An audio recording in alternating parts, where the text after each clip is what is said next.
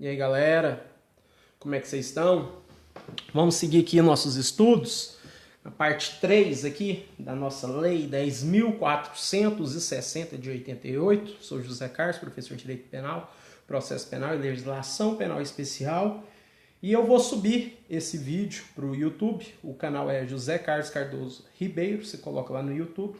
Sou autor exclusivo da editora Ímpetos. Meu livro é o Manual de Processo Penal para Carreiras Policiais, que eu indico para quem vai fazer a prova de agente escrivão, Polícia Civil e Polícia Federal, como também concursos para delegado. Então é toda a matéria de processo penal voltada para as carreiras policiais. Então aí, como vocês veem, é editora Ímpetos, né? Manual de Processo Penal para Carreiras Policiais. Bom, galera, dando continuidade aqui ao nosso estudo, essa é a parte 3, então eu já gravei a parte 1, já gravei a parte 2, já subi para o YouTube, né? E o que eu falei na parte 1 e parte 2? Eu vou aqui fazer uma revisão com você agora. Então, o que eu falei? Eu falei a respeito, comecei a falar do provimento, né, da nomeação. Então, lá no primeiro vídeo, eu começo no artigo 13 dessa lei, 10.460 de 88, né? Eu falei que no artigo 13 temos do inciso 1 ao inciso 9. No inciso 1 fala da nomeação, inciso 2, recondução, 3, promoção, 4, acesso, 5, readmissão, 6, reintegração, 7, aproveitamento, 8, reversão e 9, readaptação. Então, eu falei para vocês que a nomeação você tem que depois ir lá no artigo 15 e dar uma olhada, que lá está explicando. Artigo 15 e seguintes. A recondução está no artigo 67 e seguinte. Está no artigo 67 a recondução. A promoção está no artigo 68, depois você tem que ir lá dar uma olhada. O acesso está no artigo 93. Eu falei que o acesso ele foi revogado da Lei 8.112. Eu falei que depois você estudar essa parte aqui com a Lei 8.112 aberta no artigo 8º e também ver os 9 incisos do artigo 8º da Lei 8.112 e ver o que tem de igual e o que tem de diferente, né? Porque a banca vai cobrar isso. Nessa Lei 10.460 que estamos estudando, eu estou prevendo que vão ter 10 questões só dessa lei. Vão ser 10 questões dessa lei, 5 questões da lei do Regimento Interno da Polícia Civil do Estado de Goiás e 15 questões de legislação penal especial. Esse é meu palpite, porque o edital fala que tem 30 questões voltadas para esses conhecimentos, que é a legislação penal especial e a legislação específica. Então, dessas 30 questões, eu parti que 15 questões é para a legislação penal especial e as outras 15 para essas duas leis. Como essa lei 10.460 ela é muito grande, então eu penso que ela vai ter uma maior incidência. Então, 10 questões acima dessa lei, 5 questões da lei do Regimento Interno da Polícia Civil do Estado de Goiás. Bom, galera, depois que eu falei a respeito do provimento do artigo 13, eu falei da nomeação. Nomeação ela está o inciso 1 do artigo 13 e está no artigo 15 e vai até o artigo 23, a nomeação. Então aí você procura na Lei 10.460 de 88. A posse, depois eu falei da posse. A posse é do artigo 24 até o artigo 28 da lei. E o exercício é do artigo 29 ao artigo 38 da lei. E lá eles remeteram para nós ver a respeito do vencimento e remuneração. Que quando a gente viu a respeito das licenças, né? Licença maternidade, licença para cuidar de saúde de alguém da família, que está no artigo 148 ao artigo 151 da lei. Então, perceba bem, falamos a respeito do artigo 148 até o artigo 151. E agora, essa parte 3, nós vamos falar a respeito do estágio probatório. O estágio probatório está no artigo 39 ao artigo 41 dessa lei. Depois nós vamos falar da estabilidade. Estabilidade está no artigo 42 e 43. E depois vamos falar da remoção. Remoção está no artigo 44 e artigo 50. Tudo jóia? Então, mãos à obra aí, galera. Vamos pegar essa lei aí 10.460 de 1988, que é o Estatuto do Servidor Público do Estado de Goiás, que está no seu edital. Vamos lá. Estágio probatório, artigo 39. O servidor nomeado para o cargo de provimento efetivo fica sujeito ao período de estágio probatório de 3 anos de efetivo exercício.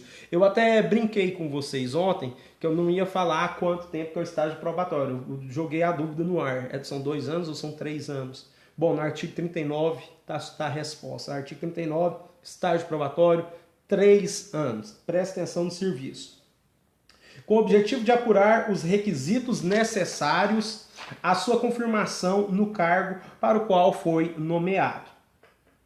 Parágrafo 1º. São requisitos básicos a serem apurados no estágio probatório. Inciso 1, iniciativa. Inciso 2, assiduidade e pontualidade. Inciso 3, relacionamento interpessoal. Inciso 4, eficiência. Inciso 5, comprometimento com o trabalho. Parágrafo 2º. A verificação dos requisitos mencionados no parágrafo 1º deste artigo será efetuada por comissão permanente designada pelo titular do órgão ou da entidade em que o servidor nomeado tiver exercício e far-se-á mediante apuração semestral de avaliação individual de desempenho até o 30º mês de efetivo exercício, sendo os últimos 6 meses do período do estágio probatório destinados à conclusão do respectivo processo de avaliação. Parágrafo 3º.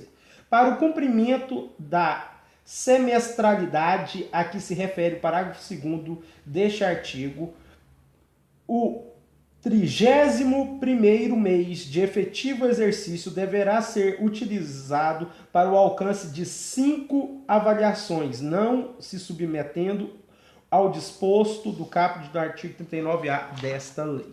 Parágrafo 4º.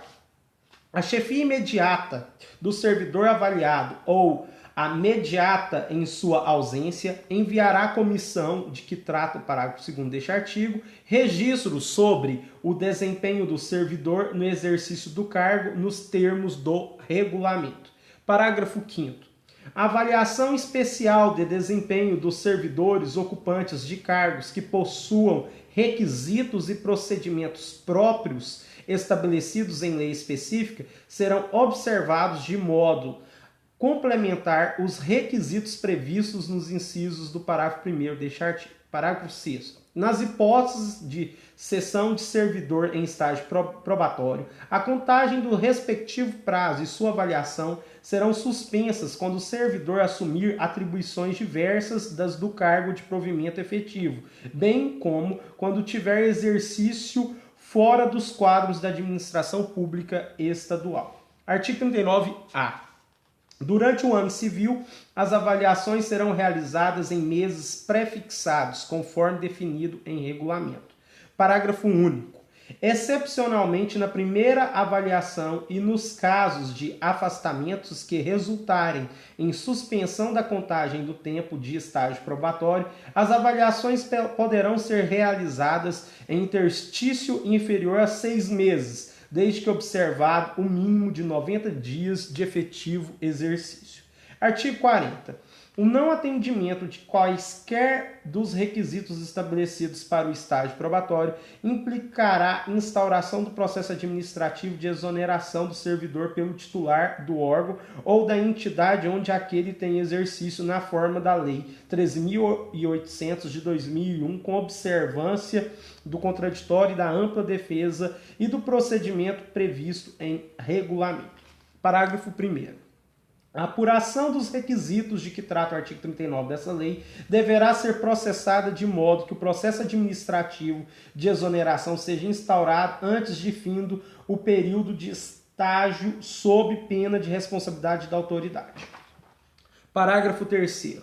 Uma vez encerrada a fase instrutória do processo administrativo de exoneração, com a apresentação do relatório final da comissão processante, será ele encaminhado com a manifestação conclusiva do titular do órgão ou da entidade de origem do servidor à decisão final do chefe do Poder Executivo. Artigo 41.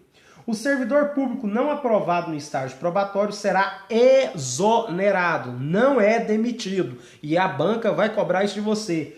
Vai estar lá na sua prova. O servidor público não aprovado no estágio probatório, o que acontece com ele? Ou então, marca incorreta. Ele não é demitido, ele é exonerado. Ou, se estável, reconduzido ao cargo anteriormente ocupado. Entendeu? Então, se o cara já é estável, mas ele passou num concurso público, fez um concurso público, ele antes já era concursado, já tinha feito um concurso público e já tinha um cargo. Agora, ele fez um outro concurso público, também para o estado de Goiás, só que nesse novo cargo, ele está em estágio probatório. Nesse novo cargo, ele não passa no estágio probatório. Aí o que acontece com ele? Ele vai voltar àquele cargo que ele ocupava antes, que ele já tinha feito o concurso público. Perceberam bem? Então senta o dedo nos coraçãozinhos aí e vem comigo. Artigo 42. Aqui vou falar da estabilidade. Artigo 42. Cumprido satisfatoriamente o estágio probatório, o funcionário adquirirá estabilidade no serviço público. Artigo 43. Um funcionário estável somente perderá o cargo em virtude de sentença judicial ou mediante processo administrativo em que lhe seja assegurada a ampla defesa. Perceba bem, sempre vai ter o direito ao contraditório e à ampla defesa. Então, isso aí vai ser pergunta. Ele pode ser exonerado de ofício, sem a ampla defesa, o contraditório e a ampla defesa é dispensável ou prescindível. Presta atenção nessa palavra. Prescindível é a mesma coisa de dispensável. Eu falo por mim mesmo. E quando eu era mais novo eu via assim, prescindível, eu esquecia do oposto, imprescindível. Eu falava, não, prescindível é porque prescinde, né? Precisa, necessita. Não, prescindível é porque dispensa. Então, se na sua prova tiver lá, prescindível o contraditório e a ampla defesa, falso, porque prescindível é dispensa. Na verdade, é imprescindível o contraditório e a ampla defesa. Perceba bem, joguei duro. Vamos lá. Então, vou repetir aqui, ó. Artigo 43. O funcionário estável somente perderá o cargo em virtude de sentença judicial ou mediante processo administrativo em que lhe seja assegurada a ampla defesa. Beleza. Parágrafo único. Extinto o cargo ou declarada a sua desnecessidade, o funcionário estável ficará em disponibilidade remunerada. Vai estar na sua prova. Extinto o cargo ou declarar... Não tem como o CESP fazer jurisprudência disso aqui. Não existe. O CESP, ele vai fazer jurisprudência, vai fazer de acordo com os tribunais, de acordo com o entendimento do STF, do STJ, não dessa lei. Não dessa lei. Mas com a prova de constitucional, com a prova de administrativo, com a prova de penal, de processo penal, de legislação penal especial. Aqui não. Aqui ele vai te confundir com a letra da lei. Aqui ele vai ser extremamente legalista, ele vai trabalhar a letra da lei, mas ele vai trocar as palavras, ele vai fazer jogo de palavras com você e você não pode cair. Então vai estar lá assim, extinto o cargo ou declarada a sua desnecessidade, o funcionário estável ficará em disponibilidade não remunerada? Errado. Vai ficar em disponibilidade remunerada, com vencimento proporcional ao tempo de serviço. Vai estar lá. Pode ter uma questão, em vez de falar que não vai ser remunerada, fala que é remunerada, mas vai estar lá, remunerada integralmente, casca de banana. Não é remunerada integralmente, e sim com vencimento proporcional ao tempo de serviço até seu adequado aproveitamento em outro cargo. Perceba bem. Vamos falar agora da remoção, artigo 44. A remoção é a movimentação do funcionário a pedido ou de ofício no quadro a que pertence, com ou sem mudança de sede, mediante preenchimento claro de lotação, sem se modificar, entretanto, a sua situação funcional. Eu vou ser removido de uma cidade para outra. É um exemplo de remoção. A remoção dar-se a pedido escrito do funcionário ou de ofício no interesse da administração devidamente comprovada. Gente, eu peguei um resfriado aqui agora, porque teve essa mudança de clima, começou a chover, mas isso não interessa para a prova. Inciso 1 do 45. De um para outro órgão da administração direta ou autárquica, inclusive entre si. Inciso 2. De uma para outra unidade integrante do mesmo órgão. Parágrafo único. Em qualquer caso, porém, a remoção somente poderá ser feita respeitada a lotação de cada órgão ou unidade. Artigo 46. Somente se dará a remoção a pedido para outra localidade por motivo de doença do próprio funcionário, do cônjuge ou dependente, desde que fiquem comprovadas por laudo da Junta Médica Oficial do Estado as razões representadas. Perceba bem. Parágrafo único. A remoção de que trata este artigo não se aplica o requisito da existência de lotação. Artigo 47. Sendo ambos funcionários, a remoção de ofício de um dos cônjuges assegurará a do outro para o serviço estadual da mesma localidade. Ou seja, você passou no concurso público, entrou, apaixonou por outra pessoa lá do serviço público, vocês casaram, pá! Aqui, esse artigo está falando da preservação da unidade familiar. Preservação da unidade familiar. Então, se um dos dois, os dois são servidores públicos, um foi removido, automaticamente o outro também será removido. Para quê? Para manter a união, manter a unidade familiar. Perceba bem, jogamos duro aqui. Então, vou repetir o artigo 47. Sendo ambos funcionários, a remoção de ofício de um dos cônjuges assegurará a do outro para o serviço estadual na mesma localidade, para eles trabalharem na mesma cidade. Aqui eles estão preservando a entidade familiar, a união familiar. Artigo 48. A remoção de que trata o item 1 do artigo 45 competirá ao secretário da administração e de que trata o item 2 do mesmo dispositivo ao titular do órgão em que for lotado o funcionário. Artigo 49.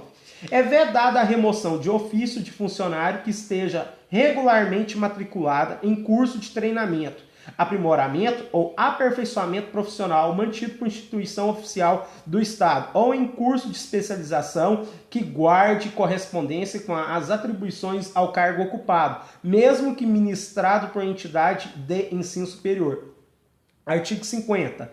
A remoção do pessoal do fisco estadual, hipótese do item 2 do artigo 45, deste estatuto será objeto de regulamento a ser baixado pelo chefe do Poder Executivo.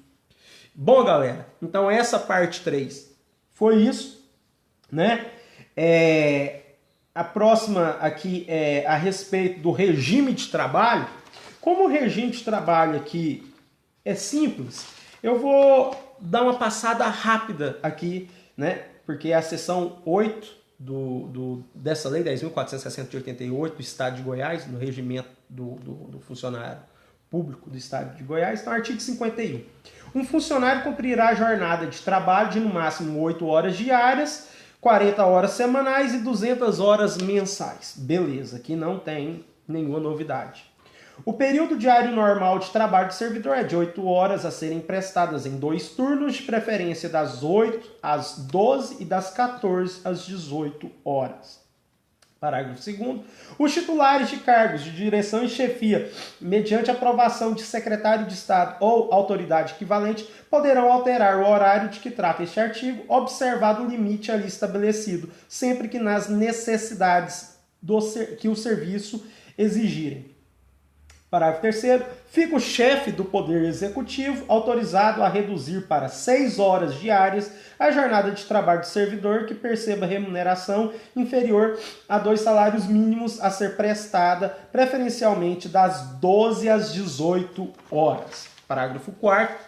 Os servidores portadores de deficiência necessitados de cuidados especiais e que pratiquem atividades físicas direcionadas ou não, e as servidoras que tenham em sua companhia filho portador de deficiência necessitado de cuidados especiais ficam sujeitos à jornada de trabalho de 6 horas diárias. Parágrafo 5º. O disposto neste artigo não se aplica à duração do trabalho estabelecida em leis especiais, caso em que a jornada do servidor poderá ser fixada em 6 ou 4 horas diárias, em 36 ou 24 horas semanais e em 180 ou 120 horas mensais.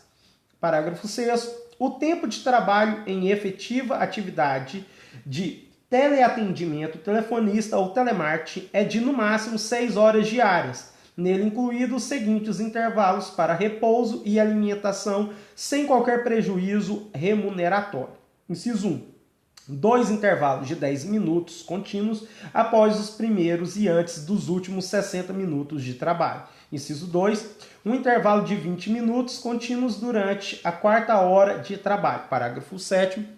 Para os fins do disposto no parágrafo 6º deste artigo, entende-se como trabalho de teleatendimento, telefonista ou telemarketing aquele cuja comunicação com interlocutores internos e externos é realizada predominantemente à distância por intermédio da voz e ou mensagens eletrônicas, com a utilização simultânea de equipamentos de audição, escuta e fala telefônica e sistemas informatizados ou manuais de processamento de dados em ambiente no qual a principal atividade é conduzida via telefone ou rádio. Parágrafo 8º. É vedada a prorrogação da jornada de trabalho nas atividades de teleatendimento, telefonistas ou telemarketing, salvo por motivo de força maior, necessidade imperiosa ou para a realização ou conclusão de serviços inadiáveis, cuja execução possa acarretar prejuízo manifesto com respeito ao limite de 36 horas semanais. Parágrafo 9º. Em caso de prorrogação da jornada normal de trabalho de teleatendimento, telefonista ou telemarketing, será obrigatória a concessão de descanso mínimo de 15 minutos antes do início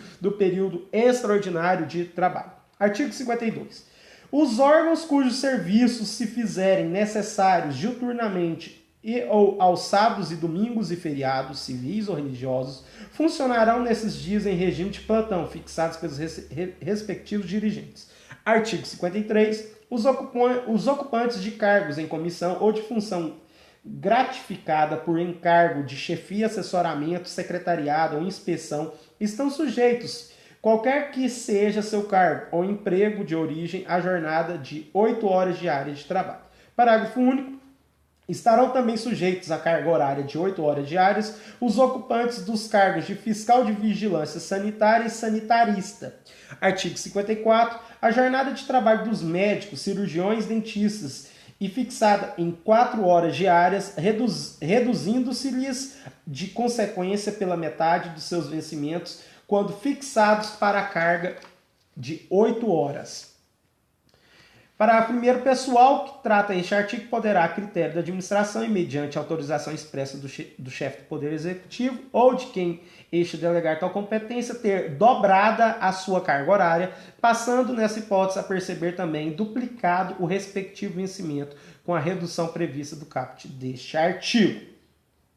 Parágrafo 2º. A dobra vencimental a que se refere o parágrafo anterior incorporar-se-á aos proventos de aposentadoria. Isso aqui é muito importante, porque nem todo regimento de todos os estados, cada estado tem a sua particularidade, isso será incluído para a sua aposentadoria. Percebeu? Então, eu vou repetir aqui o parágrafo 2º. A dobra vencimental a que se refere o parágrafo anterior incorporar-se-á aos proventos de aposentadoria do funcionário que permanecer no regime de trabalho ali previstos por prazo igual ou superior a 5 anos consecutivos ou 10 intercalados. Parágrafo 3º. O beneficiário disposto no parágrafo 1º, que já contar com o tempo de serviço necessário à implementação de sua aposentadoria voluntária, ou vier a completá-las nos 5 anos subsequentes à data da vigência dessa lei, desde que consecutivamente nos últimos 5 anos ou por 10 intercalados, tenha prestado serviço com cargo de 40 horas semanais, poderá computar tais períodos para efeito do interstício a que se refere o parágrafo anterior. Artigo 55.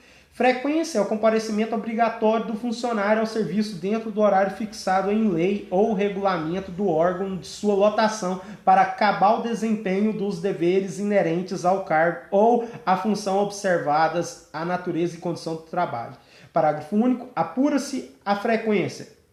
Inciso 1, pelo ponto. Inciso 2, pela forma determinada em regimentos quanto aos funcionários que, em virtude das atribuições que desempenham, não estão sujeitos ao ponto. Artigo 56. Ponto é o registro pelo qual se verificarão diariamente a entrada e saída do funcionário em serviço. Parágrafo 1º. Nos registros de ponto deverão ser lançados todos os elementos necessários à apuração da frequência. Parágrafo 2º. Para o registro do ponto serão usados preferencialmente meios mecânicos. Parágrafo 3º. Salvo nos casos expressamente previstos nesse estatuto, é vedado dispensar o funcionário do registro do ponto e abonar faltas ao serviço. Parágrafo 4º.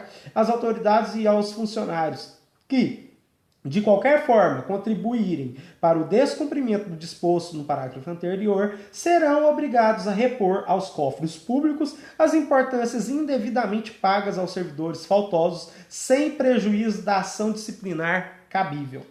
Parágrafo 5º.